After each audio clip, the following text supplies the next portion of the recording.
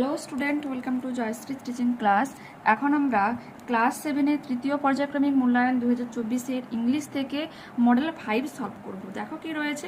আচ্ছা, আজকে সময় করে আমি তোমাদের পরিবেশ ও বিজ্ঞানের কিন্তু নেক্সট মডেলটা কিন্তু আপলোড করে দেবো বিকেলবেলার সঙ্গে থেকে। ওকে, নেক্সট দেখো কি রয়েছে আমাদের এখানে, যে Bose had invented several sensitive instruments. Bose অনেকগুলো সেন্সিটিভ ইনস্ট্রুমেন্ট আবিষ্কার করেছিলেন। One of them is the crescograph. তার মধ্যে অন্যতম কি crescograph, which is use to measure the growth rate of plants. যা হচ্ছে কি তোমার গাছের হচ্ছে গ্রোথ, কতটা গ্রোথ করলো সেটা কিন্তু মেজার করা যায়। দো his experiments Bose showed the plants behave in the same manner as human beings, although plants takes longer to respond than animals. বলছে এই এক্সপেরিমেন্ট করতে করতে বোস এটা দেখিয়েছিলেন যে গাছপালারা কি করে, মানুষের মতো একই ধরনের আচরণ করে, তবে জীবজন্তুদের থেকে একটু দেরি করে তারা রেসপন্স করে। He prove that plants are sensitive to heat, cold, light, noise and other external stimuli just like human beings.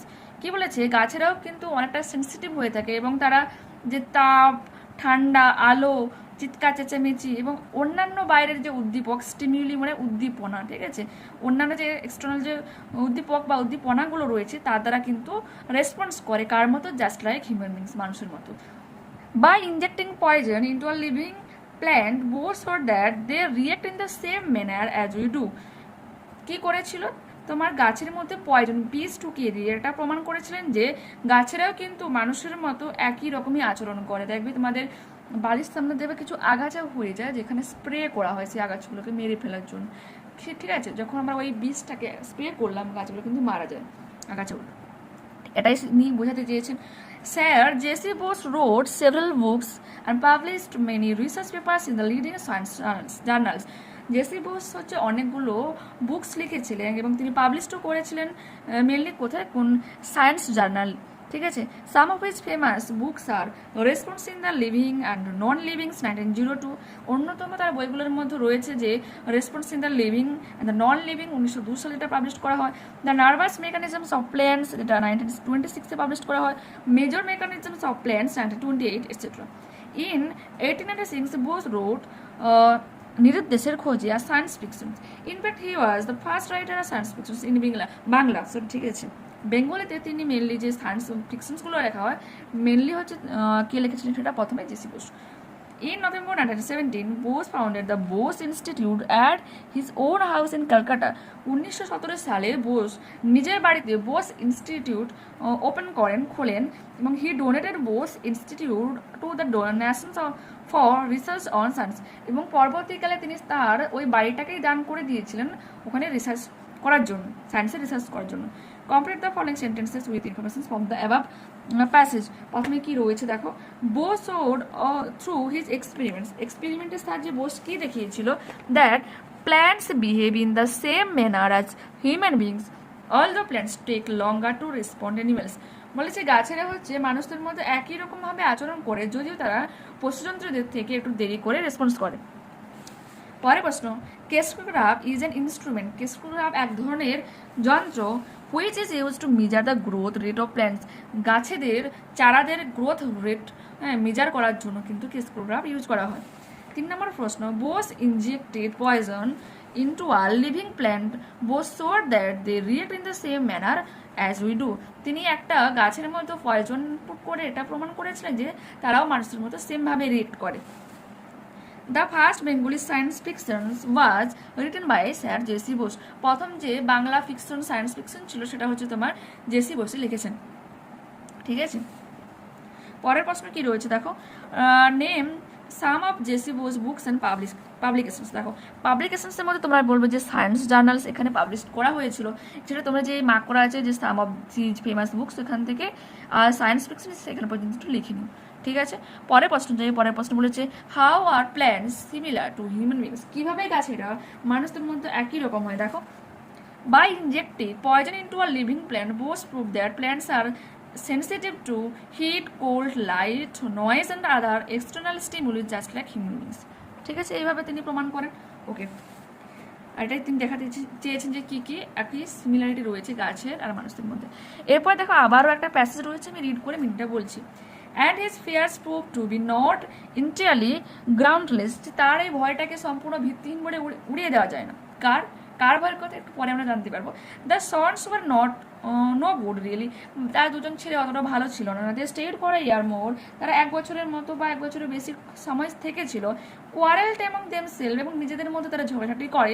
And went away to live in another house, এবং তারা অন্য বাড়িতে চলে যায়। এখানে একটা জিনিস বুঝবে যে অ্যামং দেমসেলফস রয়েছে মিনস কিন্তু দুজন ভাই নয়, অনেকজন ভাইয়ের কথা, কিন্তু 2 এর বেশি ভাইয়ের কথা বলা হয়েছে, সেজন্য কিন্তু অ্যামং রয়েছে, নাহলে কিন্তু ভিডিও থাকতো।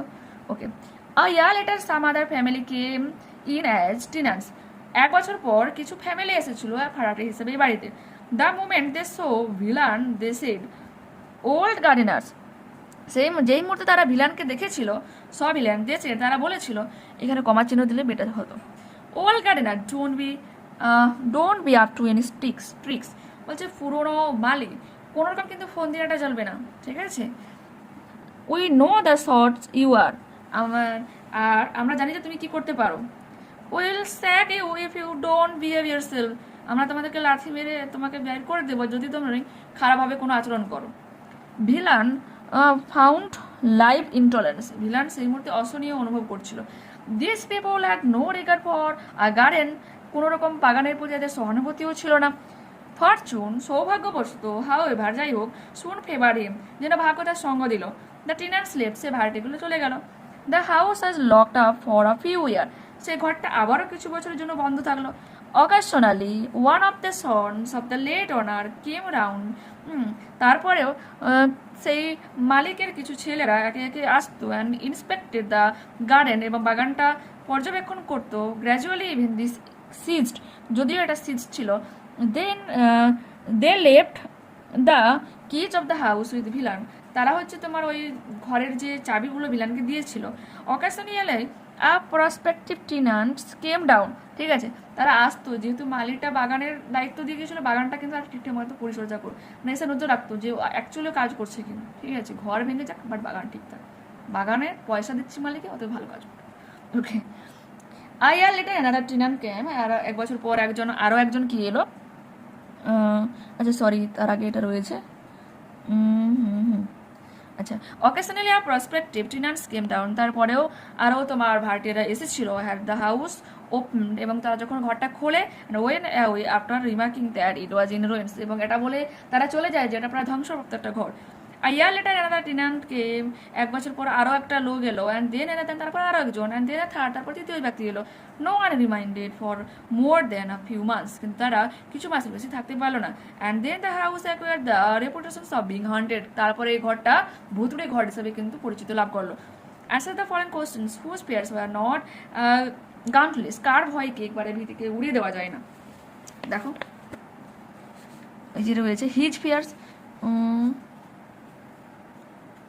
যে Bhilan the old gardener's fears were not groundless, Bhilan যে ওই পুরনো মালিক ছিল তার ভয়টাকে পুরো এড়িয়ে দেওয়া যায় না।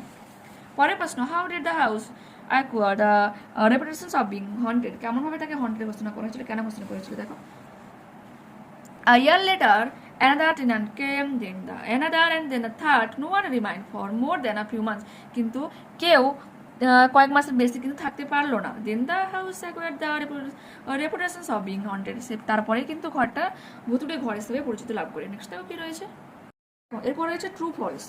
The sons had a very good relationship among themselves, বাচ্চাদের নিজেদের মধ্যে, সে ছেলেদের মধ্যে কি খুব ভালো সম্পর্ক ছিল। অ্যাবসলিউটলি এটা কি হয়ে যাবে, রং হয়ে যাবে, তো আমরা এরকমভাবে লিখবো। The sons are no good really, they stayed for a year more, quarrel এবং দেমসেলফ, তারা ঝগড়াঝাটি করেছিল। And went away to live another house, এবং অন্য বাড়িতে থাকার জন্য চলে যায়। পরের প্রশ্ন, the house was believe to be visited by ghost, এটা বলা হয় যে ঘরটা ভুতুড়ে ঘর। ইয়েস, and এটা ট্রু দেবে। and then the house acquired the reputations of being haunted means ভুতুড়ে ঘর। ওকে, দেখে নিয়েছো। এরপরে যাই আমরা প্রশ্নে, যে আনসিন রয়েছে, আনসিনটা আমি করছি। Sir Chittaranjan De are teller in Murshidabad, teller means যিনি হচ্ছে তোমার ওই বলো জামা কাপড় সেলাই করে, ঠিক আছে, বলছে তার নাম ছিল sir Chittaranjan De, is overwhelmed at his son, যে গর্বিত অনুভব করছিল তার ছেলে নিখিলের জন্য, receiving a state award for bravery, যে সাহসিকতার জন্য স্টেট থেকে পুরস্কার পেয়েছিল। বাট হিজ ভ্যালিয়েন্ট সন, কিন্তু তার এই সাহসী ছেলে বা দয়ালু ছেলে has a singular note of regret, কিন্তু তার মনের মধ্যে কিন্তু রিগ্রেট ছিল, একটা নিজের প্রতি বলো রিগ্রেট ফিল করছিল, কিছুটা খামতি ফিল করছিল। Since 2 of the 6 persons he helped to be rescued from a ravaged roof have died, ছজনকে যে সে উদ্ধার করেছিল যে ধ্বংসপ্রাপ্ত ছাদ ভেঙে পড়ার পর, কিন্তু তার মধ্যে দুজন মারা গিয়েছিল, যার জন্য সে এখন বর্তমানে রিগ্রেট করছে। রিকাউন্টস নিখিলস ইট ওয়াজ, এটা মনে করে নিখিল বলেছিল, it was the night of October 19 last year, গত বছরে 19 অক্টোবরের রাত ছিল এটা। In the midst of insistent rain I was woken up by a loud sound which was definitely not the sound of thunder. কি বলেছে যে একটানা সারাদিন মানে বৃষ্টি হওয়ার পর আমার হঠাৎ করে ঘুম ভেঙে যে একটা প্রচণ্ড আওয়াজ, যেটা কিন্তু কোনো রকম বাজ পড়ার আওয়াজ ছিল না। ইট ওয়াজ ওয়েল পাস্ট মিডনাইট, এটা ছিল খুব ভালো একটা আগের রাত। When I came out of my house to find out what the noise was all about, যখন আমি আমার রুম থেকে ঘর থেকে বেরিয়ে এসেছিলাম যে আওয়াজটা কিসের, I found that the roof of a dilapidated building had collapsed, ঠিক আছে, যে ধ্বংসপ্রাপ্ত জীর্ণ সেই ঘরের ছাদটা ধসে পড়েছে। আই রাইজড অ্যান অ্যালার্ম, আমি একটা অ্যালার্ম বাজালাম, and immediately rush to the scenes of accident, এবং ঘটনাটা দেখার মুহূর্তে আমি দৌড়ে সেখানে গিয়েছিলাম। 6 persons were buried under the রেবরিস, এবং সেই ধ্বংসপ্রাপ্ত নিচে 6 জন চাপা পড়েছিল। I remove the chunks of concrete to help the affected person to get fresh air, এবং আমি কংক্রিট থেকে কি করছিলাম, যে মোটা মোটা যে খণ্ডগুলোকে সরাচ্ছিলাম যাতে তারা ভালো করে নিঃশ্বাস নিতে পারে। Only after a prolonged rescue operation, এবং এইরকম দীর্ঘায়িত তোমার রেস্কিউ করার পর ইনভলভিং সেভারাল রেসিডেন্টস, আরও হচ্ছে প্রতিবেশীরা কিন্তু যুক্ত হয়। ওই কোড রাস্তা ওনার অফ দ্য হাউস, আমরা যে ওই বাড়িটার দিকে দৌড়ে গেলাম, বাড়ির মালিকের দিকে। Nitai and the members of his family to operation involving several family to the hospital, এবং আমরা দৌড়ে গিয়ে নিতাই এবং তার ফ্যামিলি মেম্বার্সদেরকে হসপিটালে নিয়ে গিয়েছিলাম। Letter I got the shocking news, তারপর আমরা একটা খারাপ নিউজ শুনতে পাই দ্যাট 2 of their daughters, তাদের যে 2 জন মেয়ে ছিল, এজড 1 and 7 had died, যার বয়স ছিল 1 বছর অ্যান্ড 7 বছর। মানে ভাবো ইনসিডেন্টটা যদি তুমি মনে করো যে হঠাৎ করে এই মুহূর্তে ছিল, একটু পরেই তুমি শুনতে বলে 2 ছোটো ছোটো নিষ্পাপ বাচ্চা মারা গেছে, কীরকমভাবে রিয়েক্ট করতে পারো তুমি। এখানে কিন্তু সেই ঘটনাটা নিজের চোখে দেখেছে, বুঝতে পেরেছো? দেখো এরপরে কি রয়েছে, choose the correct answer from the given alternatives. Nikhil raised an alarm as he saw the collapsed roof of a building, যখন সে দেখতে পেয়েছিল যে বিল্ডিংটা ছাদ ধসে পড়েছিল, তো অপশন নাম্বার সি হয়ে যাবে সঠিক উত্তর। নিখিল রিগ্রেট অনুশোচনা বোধ করছিল, রিগ্রেট মানে অনুশোচনা বোধ করছিল। B 2 of the 6 persons rescued, 6 জনের 2 জন যাদেরকে উদ্ধার করেছিল মারা গিয়েছিল, মানে 6 জন যে উদ্ধার করেছিল তার মধ্যে 2 জন মারা গিয়েছিল। তারপরে বলেছে যে Nikhil remove the chunks to concrete so that the affected persons could breathe well, খুব ভালোভাবে তারা শ্বাস প্রশ্বাস নিতে পারে, সেই জন্য তিনি কিন্তু সেই চুমসগুলো কংক্রিট থেকে সরাচ্ছিল। They could send Nitai and the members of the family to the hospital, নিতাইকে এবং তার ফ্যামিলি মেম্বার্সকে হসপিটালে নিয়ে গিয়েছিল। Nikhil's father proud of Nikhil, নিখিলের জন্য গর্ববোধ করছিল, ট্রু। পরে প্রশ্ন দেখো, name of the boy rescuer, কি হয়ে যাবে নিখিল, উদ্ধারকারী তার নাম কি, ছেলেটার নাম হচ্ছে Nikhil. Name of his father, তার বাবার নাম স্যার চিত্তরঞ্জন দে, আর দেয়ার প্লেস অফ রেসিডেন্ট, কোথায় তারা বাস করতো, Murshidabad. The award the boy receive, যে অ্যাওয়ার্ডটা পেয়েছিল state award. Reasons of getting the award for bravery, সাহসিকতার জন্য। Nikhil alone did the operation, এই পুরো অপারেশনটা নিখিল একা একাই করেছিল, এটা আমরা ফলোস করবো, কারণ সে উদ্ধার করার পরে তাদেরকে যদি হসপিটালে নিয়ে যাওয়া হতো, হয়তো তারা হয়তো সবাই মারা যেতে পারতো, বাট এখানে বলেই দিল না যে লাস্টে যে প্রথমে ও নিজেই করছিল, তারপরে কিন্তু সেভারাল রেসিডেন্টস কিন্তু এসেছিল, সেজন্য আমরা ফলস দিলাম। The weather on October 19 last year was rough, অনেকটা রাফ ছিল, রাফ তো বলা চলে না, বৃষ্টিকে মানে একটা বৃষ্টিকে আমরা রাফ করবো না, রাফ কখন বলবো যখন ঝড় বৃষ্টি বজ্রপাত হবে, তখন আমরা ওই ওয়েদারটাকে রাফ করবো, তো এই ক্ষেত্রে কিন্তু ফলস হয়ে যাবে। নিতাইস ডটার্স ওয়ার অল অ্যাডাল্ট, সবাই কি অ্যাডাল্ট ছিল না, রং হয়ে যাবে, কারণ একজনকার বয়স ছিল 1 বছর আর একজনকার বয়স ছিল কত তোমার 7 বছর, যে 2 জন মারা গিয়েছিল। 2 of the 6 persons rescued have died, 6 জনের মধ্যে যাদেরকে রেস্কিউ করা হয়েছিল 2 জন মারা গিয়েছিল, এটা হয়ে যাবে কি ট্রু। এরপর হচ্ছে গ্রামার অ্যান্ড ভোকাবুলারি, দেখো কি হবে, প্ল্যান্টস আর অ্যাজ সেন্সিটিভ অ্যাজ অ্যানিমেলস, এটা তোমাকে করতে হবে কম্পারেটিভ ডিগ্রি, যেটা তোমাদের দেখাই। The animals are not more sensitive than plants, লিখবে, ঠিক আছে। পরের প্রশ্ন, Mount Everest is the highest mountain in the world, এটা বলেছে পজিটিভ ডিগ্রি, এর জন্য তোমরা কি করবে এরকমভাবে লিখবে, no other peak, no other দিয়ে শুরু করবে, no other peak in the world is as high, sorry HIGH হবে, HIGH high as Mount Everest. পরের প্রশ্ন রয়েছে, তিনি বলেছে Shimla is cooler than Kolkata, Kolkata is not as cool as Shimla. কি বলেছে যে সিমলা কার থেকে ঠান্ডা, কলকাতার থেকে, তো আমরা কি লিখবো যে Kolkata is not as cool as Shimla, Kolkata সিমলার মতো কিন্তু অতটা ঠান্ডাও নয়। ঠিক আছে, পরের প্রশ্ন দেখো কি রয়েছে, আন্ডারলাইন দ্য পার্টিসিপিয়াল অ্যাডজেক্টিভ, দেখো বর্ণনাকারী তোমার বিশেষণ যেগুলো তোমাদের আইডেন্টিফাই করতে হবে। আ বার্কিং ডগস সেলডম বাইটস, আ বার্কিং ডগস, এই যে যারা হচ্ছে প্রচুর ঘেউ ঘেউ করে তারা কিন্তু অতটা কামড়ায় না, যে বার্কিং হয়ে যাবে। তারপর রয়েছে মানে খুব রেয়ার কামড়ায়। Mathematics is an interesting subject, interesting হয়ে যাবে এখানে কি তোমার অ্যাডজেক্টিভ বর্ণনাকারী, ঠিক আছে শব্দ। It was an amusing story, ঠিক আছে অ্যামিউজিং এখানে হয়ে যাবে কি তোমার পার্টিসিপাল অ্যাডজেক্টিভ। আর write the plural forms of the following, goose হয়ে যাবে কি গিজ, গুজ মানে কি রাজহংসী, আর গিজ মানে অনেকগুলো রাজহংসী। মাউস মানে ইঁদুর, মাইস মানে অনেকগুলো ইঁদুর। ব্যারাক মানে সেনানিবাস, যেখানে সেনারা থাকে তাকে ব্যারাক বলবো, সেই জায়গাটাকে। আর ব্যারাকস মানে অনেকগুলো সেনানিবাস। নেক্সট দেখো কি রয়েছে, fill in the blanks with appropriate words given in the below in the list. We should try to control our anger, আমাদের উচিত আমাদের রাগকে কন্ট্রোল করা। We have a new tenant in our house, আমাদের রয়েছে একটা নতুন ভাড়াটে আমাদের বাড়িতে। The singer has an excellent voice, গায়কের সুন্দর কি ভয়েস রয়েছে। দ্য রোড হ্যাজ ব্লকড, ওটাকে ব্লক করা হয়েছে, কি ব্লক করা কিসের জন্য হয়েছে, ডিউ টু অ্যান অ্যাক্সিডেন্টের জন্য। The job was done according to the orders of the ম্যানেজার্সদের তোমার অর্ডার অনুযায়ী কিন্তু জবটা করা হয়েছিল। My father retired from his job last year, আমার বাবা রিটায়ার করেছিল তার কাজ থেকে গত বছর। এর পরের প্রশ্ন রয়েছে রাইটিং স্কিল, দেখো right letter to your friend inviting him to marriage ceremony of your uncle. যাদের মার্টিন সহায়িকা রয়েছে ইংরাজি, তো তোমরা বুকটা খুলতে পারো, তোমাদের একটু বলে দিই কোথায় রয়েছে। দেখো 209 পেজে যদি খোলো এটা তোমরা পেয়ে যাবে। এখানে অবশ্যই তোমরা যে রাইট সাইডের উপরে তোমরা নিজেদের ঠিকানাটা দেবে, তারপর এটা লেখা শুরু করবে, যে যারা ফ্রেন্ডের নাম লাগবে অবশ্যই। Dear Mithu, how are you, তুমি কেমন আছো? Hope all of you are fine, আশা করছি তোমরা সবাই ভালো আছো। Today I am writing this letter to give you a piece of good news, আমি একটা সুন্দর খবর দেওয়ার জন্য কিন্তু আজকে এই চিঠিটা লিখছি।